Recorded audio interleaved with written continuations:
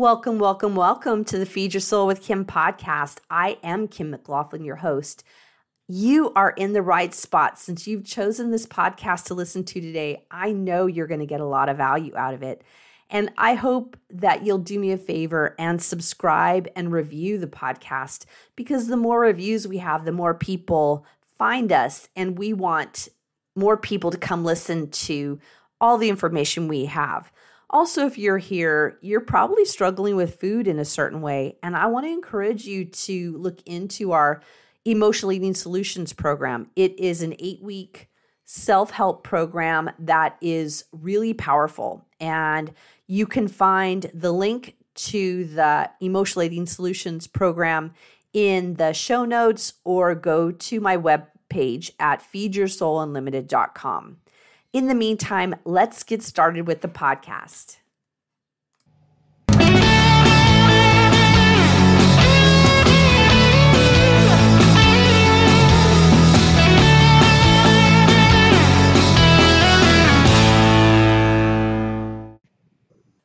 Hi, everyone. Welcome to the podcast.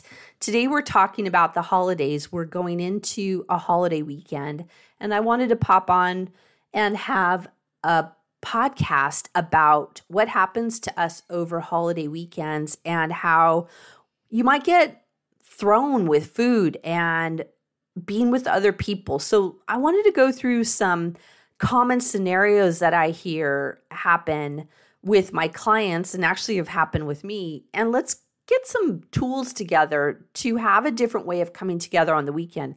I remember before, when I used to be on many diets, we would go over the holidays in terms of what we wouldn't eat and how much we could put on our plate and how we had to strategize around food.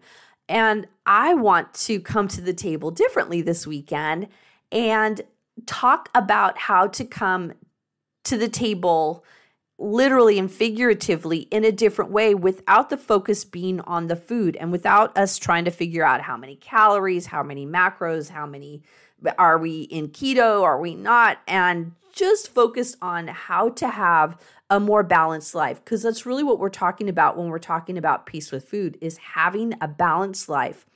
It's about the food, but it's really not about the food. And that is what we're going to talk about today. So going into this weekend, I want to go over some common situations that happen, and let's talk through what you can do about it to have a different result this weekend.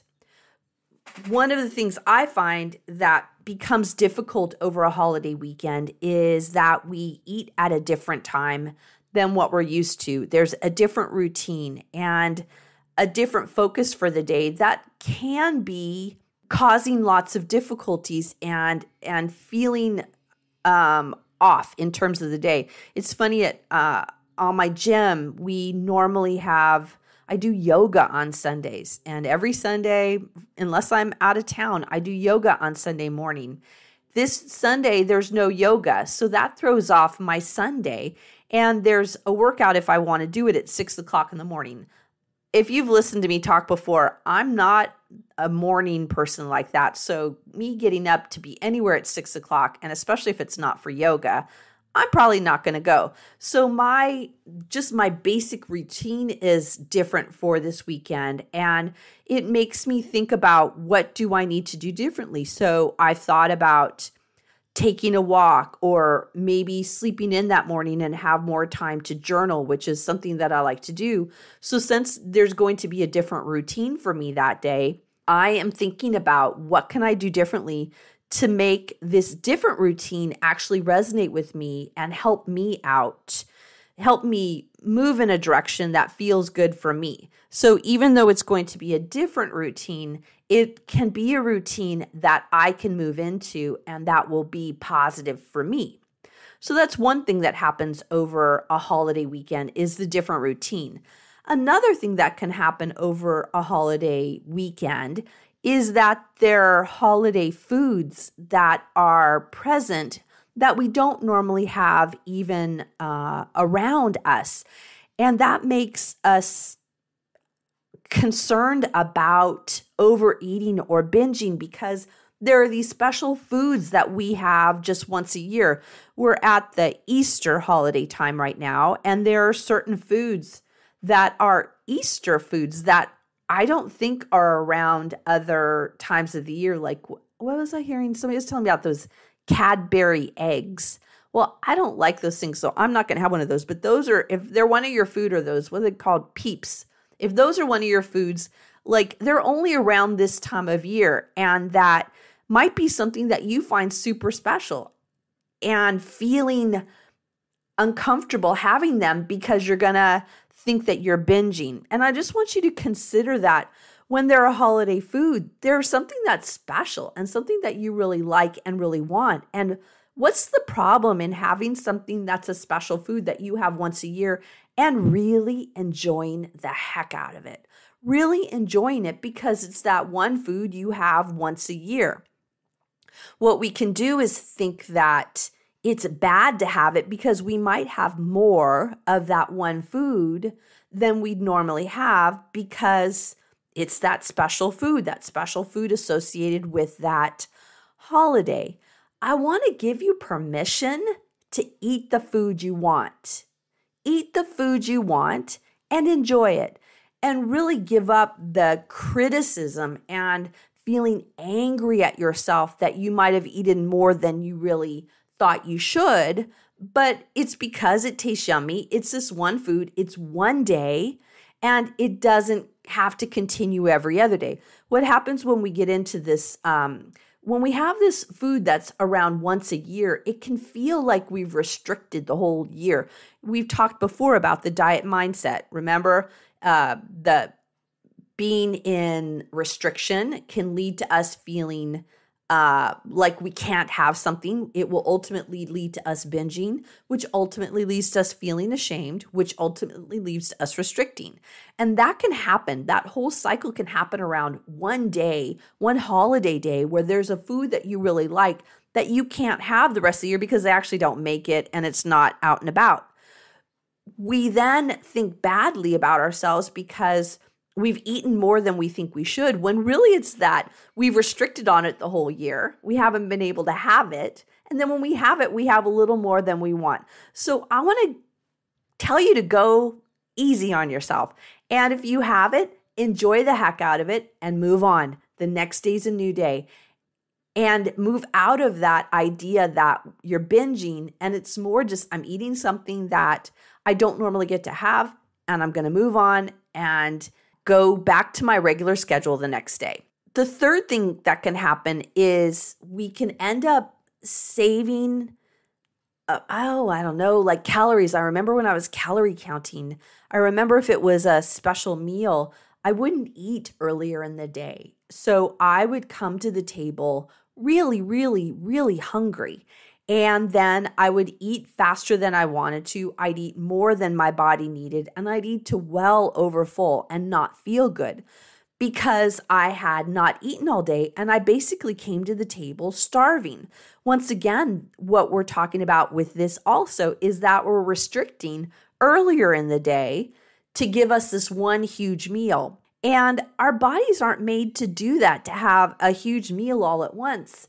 So I want to encourage you to eat throughout the day and eat food until you're satisfied. And then when you come to your special meal, have the foods that you want. Have them later if you want to have them, but really move out of this mindset of restricting, because that's what you're doing if you're not eating earlier in the day to save all of your calories or all of your macros, whatever you call them, to have at this one meal. So really look at having, get more back into your routine and stay in that routine, because that's where your body, that's where intuitive eating comes in. We wouldn't do that to children and say, oh, you've got to wait for this one special meal and you can't have any other food throughout the day. That just would never work. And that's how I think about it when I think about us as adults and intuitive eating, is that we eat like we did when we were children. So I encourage you not to save up for the one meal, but to eat throughout the day, eat to satisfaction, and at the one meal, have the food that you want and enjoy the food. enjoy what you're doing, have leftovers if you'd like, so you can kind of prolong the meal. Get out of that restrictive dieting mindset. Another thing that happens, the fourth thing that I kind of was thinking of that happens over the holiday weekend, is we can then be around people that we don't normally see. And we end up eating with them.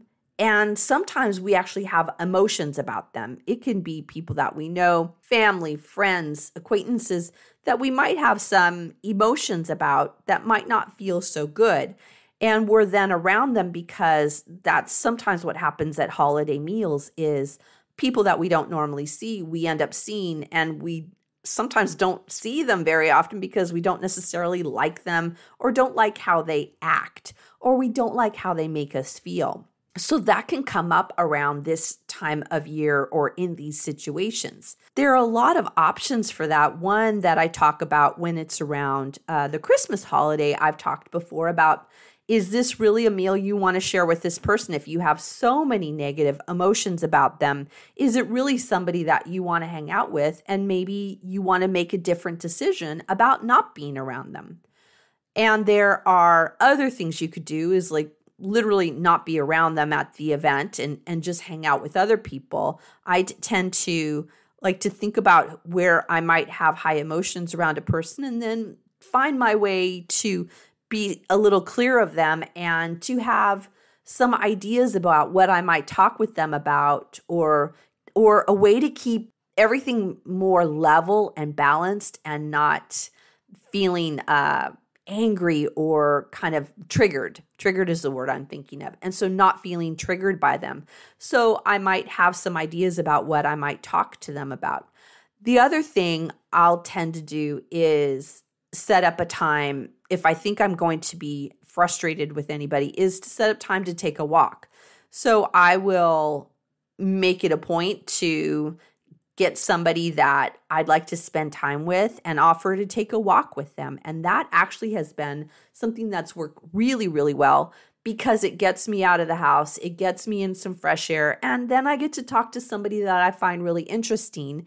And then my emotions don't get triggered, or if they do, there's a way to tone it down so that I don't feel as upset as I might have felt before. Because what we know is that if we have a lot of these emotions, that's when we might tend to overeat or emotionally eat because we're trying to take care of ourselves. And for a lot of us, eating is the way that we've found to take care of ourselves. What we know in the end is that it feels good for a certain amount of time when we're eating over emotions, but in the end, it actually does not help the feeling go away. And what we know is that it actually increases emotions. It might, if you're feeling angry at somebody and you eat because you're feeling angry and uncomfortable, then it helps for the time that you're eating not feeling so mad because there's a lot of feel-good chemicals in food.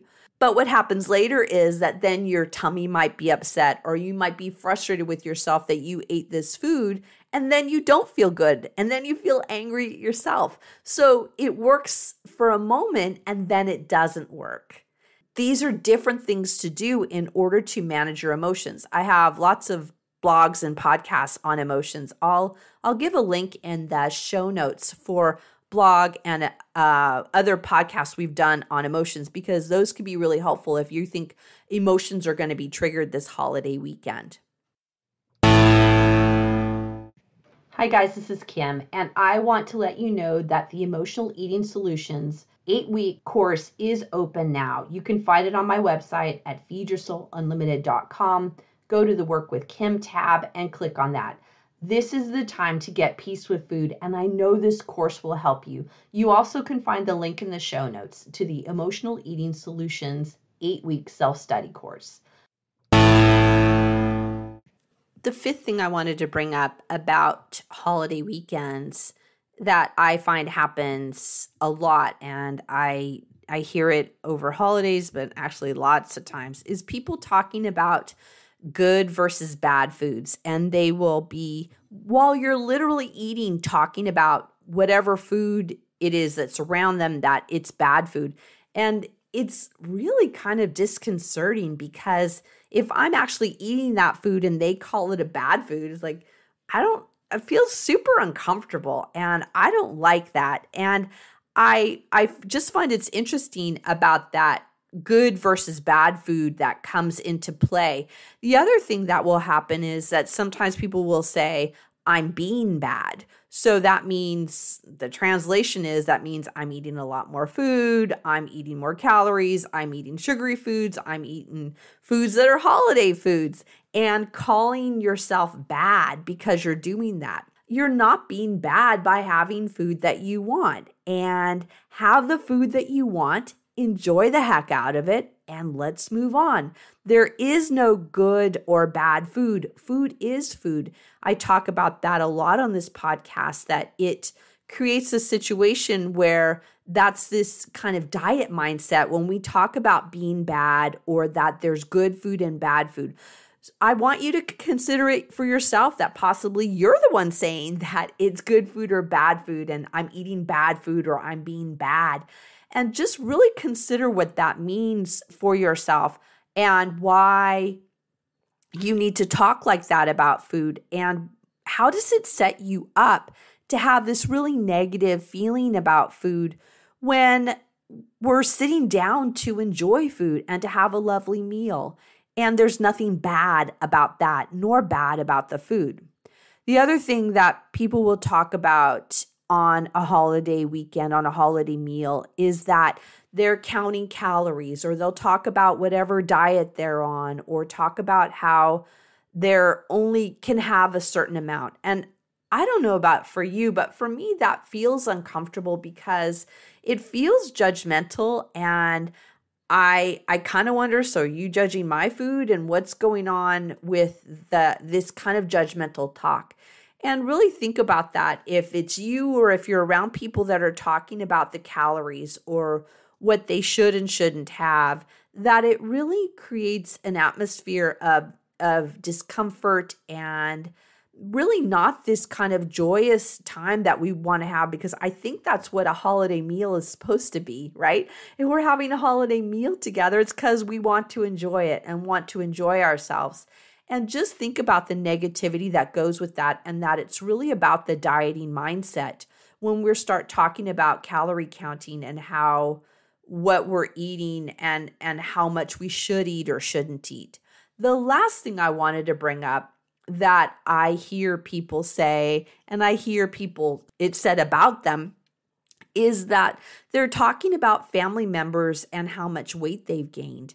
And it feels gossipy when that happens. And it becomes this idea that I'm better than you, or I know more than you, or there's something wrong with you if you've gained weight or whatever. In the mind, you think that somebody has gained weight. It's really a negative way to be around people. And I really want to discourage that. And if you're a part of it, or if you hear people saying, I really encourage you to challenge it and to challenge what they're saying and why they would be talking about somebody in a negative way, and really engaging in gossip, because gossip really creates this negativity. I keep saying negativity because I don't know how else to put it in a way that feels, I'm trying to be kind when I'm saying words, but just consider it that if there's talk about family members and their weight and how much they weigh, or possibly that they've lost weight, that really we're engaging in going into somebody's boundaries, because that's actually the thing that happens if somebody's lost a lot of weight, that we might make mention of that, or, oh, look at them, they've lost weight. Generally, the talk will be, if they've gained weight, that's a negative. If they've lost weight, that's a positive. I want to encourage you to look at what that means for you and what you're putting on people and putting on yourself about what weight means to you. It is just a measurement that is one of the many measurements. And what people will then go to is that if somebody has gained weight, there's a lack of health. And if they've lost weight, it's that they're more healthy. And that could not be further from the truth. There is not a correlation between any of that. And I just want you to consider that this can be part of gossiping and part of being in a negative frame about other people, because if you're talking about other people that way, then what are you feeling about yourself? And are you really feeling so positive about yourself if you're saying that? And if you're listening to other people say that, then this might be the time to confront it. So it's something I've been hearing more about, and I wanted to bring this up here on this podcast because it's a way of pathologizing people, and it's just not the right thing to do. Let's get some doables together for this holiday weekend and think about what you need to do for yourself. Do you need to create a routine that works for yourself? Do you need to identify foods that you want to have on your holiday table that are special foods that really, this is the one time of year you have it and you'd really like to have it? Also, consider that you could have your doable be, I'm going to allow myself to eat the things that I'd like to eat, and I'm not going to have judgment on myself. I'm not going to judge myself for eating the things that I'd like to eat. It's one day, it's one meal. It's no big deal because it's just one day and one meal. Also, another thing that you can consider is having food throughout the day. Eat when you're hungry. Stop when you're full. Enjoy your food. Enjoy what's going on around you. If you're around people that you don't want to be around, I give you permission to take a walk. I give you permission to go talk with somebody else, right? So really hang out with people that you enjoy and do things that you enjoy, because that's what the holidays, to me at least, are supposed to be about. I know that one of these doables will really bring some peace to you and peace to your table and peace in your life. So I encourage you to do that. I look forward to talking with you on the next Feed Your Soul with Kim podcast. Bye, everyone.